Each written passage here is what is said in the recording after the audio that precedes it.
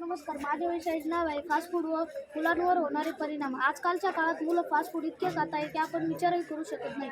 पण त्यांना हे माहीत नाही की फास्ट फूडने अशा अनेक काही रोग होतात, जसे की कॅन्सर देखील होऊ शकतो. त्यानंतर दात किडके होतात, त्यानंतर लठ्ठपणा वाढणे, त्यानंतर ॲसिडिटी होणे आणि हृदयाचे ठोके जोरात चालणे. म्हणून फास्ट फूड खाण्याचे बंद करायला पाहिजे. एके दिवशी एक मुलगा सतत फास्ट फूड खाल्ल्याने त्याच्या शरीराला एक असा घातक रोग झाला की त्याला एका दिवशी मानसिक आजाराने त्याला श्वास घेता आले नाही आणि त्या मुलाचा मृत्यू होऊन गेला. जर तो मुलगा पिझ्झा, बर्गर, मोमोज असे काही पदार्थ जर त्याने खाल्ले नसते तर त्याला असे रोग झाले नसते.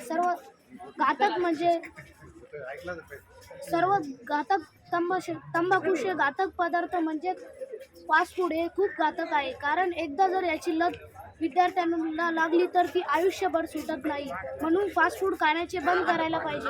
तुम्ही कोणत्याही कंपनीला विचारले की फास्ट फूड हे काय नाही बनते तर याचे मागचे रिझन काय आहे तर ते तुम्हाला कधीही सांगत नाही. म्हणून फास्ट फूड खाण्याचे बंद करायला पाहिजे. असे अनेक काही घटना घडतात. फास्ट फूड खाणे बंद करायला पाहिजे. Fast food